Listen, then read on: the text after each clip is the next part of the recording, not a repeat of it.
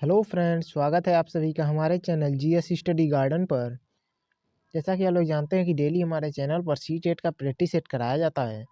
इसी क्रम में आज हम लोग हिंदी पैडागोजी अर्थात हिंदी शिक्षण का जो है प्रैक्टिस सेट नंबर 27 करेंगे।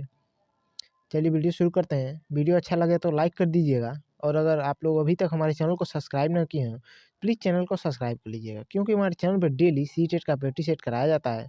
डेली हमारे चैनल को विजिट करते रहिए। चलिए वीडियो शुरू करते हैं। देखिए पहला प्रश्न दिया है, भाषा क्या है। देखिए जितने भी पेडागोजी के क्वेश्चन हम लाए हैं सभी सी टेट एग्जाम में जो है आए हुए हैं, इंपॉर्टेंट है। भाषा क्या है। ऑप्शन ए दिया है एक कृत्रिम व्यवस्था। ऑप्शन बी दिया है नियम द्वारा शासित व्यवस्था। ऑप्शन सी दिया है एक व्याकरण की व्यवस्था है। ऑप्शन डी दिया है एक ऐसी व्यवस्था है जिसमें नियम है। तो देखिए भाषा जो है नियम द्वारा शासित एक प्रकार की व्यवस्था है, तो इसका राइट आंसर हो जाएगा ऑप्शन बी। चलिए अगला देखते हैं। कह रहा है भारत की विद्यालय शिक्षा में भाषा युक्ति क्या कहलाती है। ऑप्शन ए दिया है बहुभाषावाद। ऑप्शन बी दिया है त्रय भाषावाद। ऑप्शन सी दिया है, देखिए त्रय भाषावाद है। ऑप्शन सी दिया है कार्यालय भाषा नीति। ऑप्शन डी दिया है राष्ट्रीय शिक्षा नीति 2020। तो देखिए भारत की विद्यालय शिक्षा में भाषा युक्ति जो कहलाती है वो कहलाती है त्रिभाषा सूत्र। तो इसका राइट आंसर हो जाएगा ऑप्शन बी। चलिए अगला देखते हैं।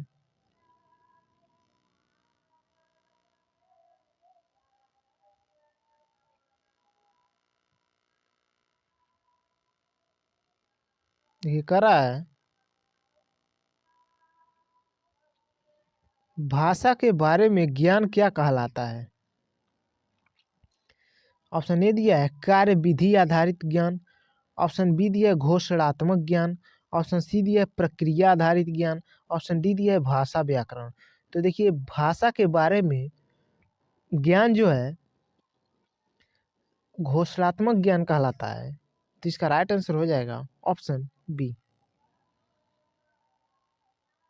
देखिए प्रक्रिया आधारित ज्ञान नहीं होगा, भाषा व्याकरण भी नहीं होगा, कार्य विधि आधारित ज्ञान भी नहीं होगा। चलिए अगला देखते हैं कि इम्पोर्टेंट है। सरसरी तौर पर पठन है। क्या है सरसरी तौर पर पठन, बताना है। ऑप्शन ए दिया है पाठ्य सामग्री में से समग्र अर्थ प्राप्त करने के लिए पठन जो है पठन। देखिए पठन है। बी का रहा है विशिष्ट सूचना प्राप्त करने के लिए पठन। सी का रहा है लेखक की मंशा जानने के लिए पठन। देखिए पठन है, यहाँ भी पठन है। डी का रहा है पाठ्य सामग्री से आगे का पठन। तो देखिए सरसरी तौर पर पठन जो कि ये भी पठन जो है वो है पाठ्य सामग्री में से समग्र अर्थ प्राप्त करने के लिए पठन। ऑप्शन ए इसका राइट हो जाएगा। चलिए अगला देखते हैं। देखिए इंपॉर्टेंट है। प्राथमिक स्तर पर चयनित बाल साहित्य में सर्वाधिक महत्वपूर्ण बिंदु क्या होना चाहिए, या फिर महत्वपूर्ण बिंदु कौन सा है प्राथमिक स्तर पर। ऑप्शन ए दिया है रंगीन चित्र। ऑप्शन बी दिया है सार्थक पुनरावृत्ति। ऑप्शन सी दिया है संक्षिप्तता। ऑप्शन डी दिया है केवल चित्रात्मकता। तो देखिए प्राथमिक स्तर पर चयनित बाल साहित्य में सर्वाधिक जो महत्वपूर्ण है वो है सार्थक पुनरावृत्ति। ऑप्शन 20 का राइट हो जाएगा, इंपॉर्टेंट था ये।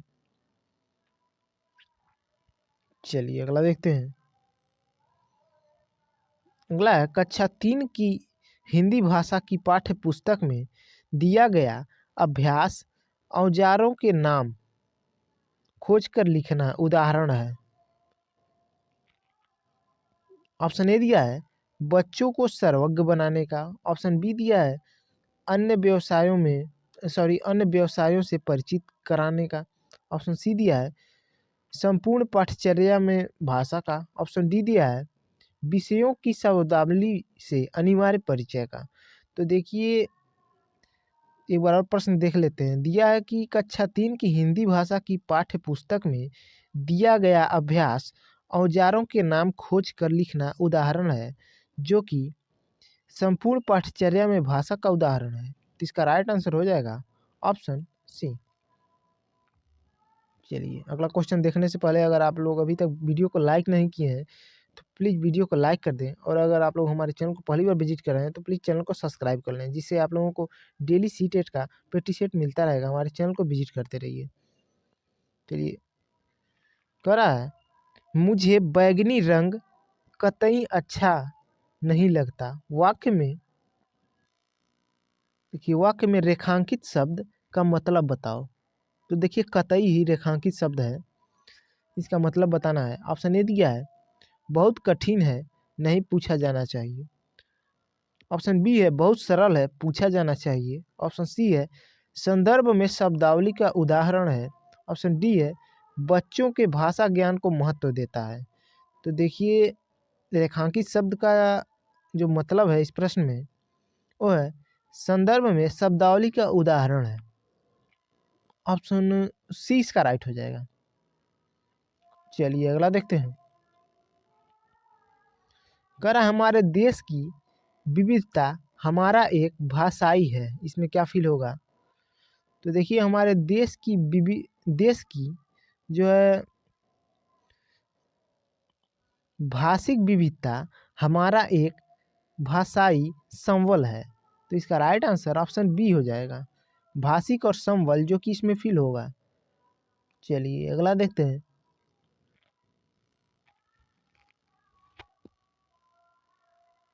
देखिए इंपॉर्टेंट है, प्राथमिक स्तर पर शिक्षा का माध्यम ही होना चाहिए। क्या होना चाहिए प्राथमिक स्तर पर शिक्षा का माध्यम?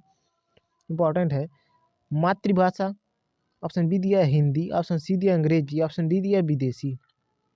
तो देखिए प्राथमिक स्तर पर शिक्षा का माध्यम जो होना चाहिए वो होना चाहिए मातृभाषा। तो इसका राइट आंसर हो जाएगा ऑप्शन ए। ये तो लगभग सभी लोग जानते होंगे, मातृभाषा होना चाहिए प्राथमिक स्तर पर शिक्षा का माध्यम। चलिए अगला देखते हैं। कह रहा है, विभिन्न प्रकार की शिक्षण सामग्री भाषा सीखने की प्रक्रिया को क्या बनाती है?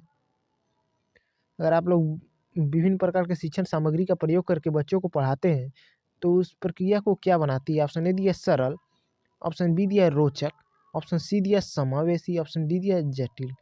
तो देखिए विभिन्न प्रकार के सामग्रियों का प्रयोग करके जो है भाषा सिखाना, जो कि भाषा को जो है इस प्रक्रिया को जो है सिखाने की प्रक्रिया को समावेशी बनाती है। तो ऑप्शन सी इसका राइट हो जाएगा। चलिए अगला देखते हैं। अगला देखते हैं, किस विधा में मौखिक अभिव्यक्ति के विकास की सर्वाधिक गुंजाइश है?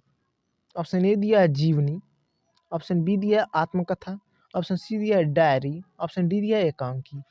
तो देखिए एकांकी में मौखिक अभिव्यक्ति के विकास की सर्वाधिक गुंजाइश होती है। तो इसका राइट आंसर ऑप्शन डी हो जाएगा।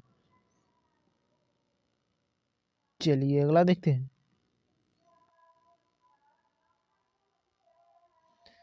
तुम्हारी परिचित नदी के किनारे क्या क्या होता है? सवाल बच्चों को का अवसर देता है। किस प्रकार बच्चों को अवसर देता है कि तुम्हारे नदी के किनारे क्या क्या होता है? इस प्रकार का जो है प्रश्न पूछना बच्चों को किस प्रकार का अवसर देता है? ऑप्शन ए दिया है अपनी नदियों की जानकारी देने, ऑप्शन बी दिया है अपने अनुभव को साझा करने, ऑप्शन सी दिया है अपने पर्यावरण का संरक्षण करने, ऑप्शन डी दिया है विभिन्न नदियों के नाम बताने। तो देखिए इस प्रकार का प्रश्न जो है बच्चों में अपने अनुभव को साझा करने का अवसर देता है। तो ऑप्शन 20 का राइट हो जाएगा। चलिए अगला देखते हैं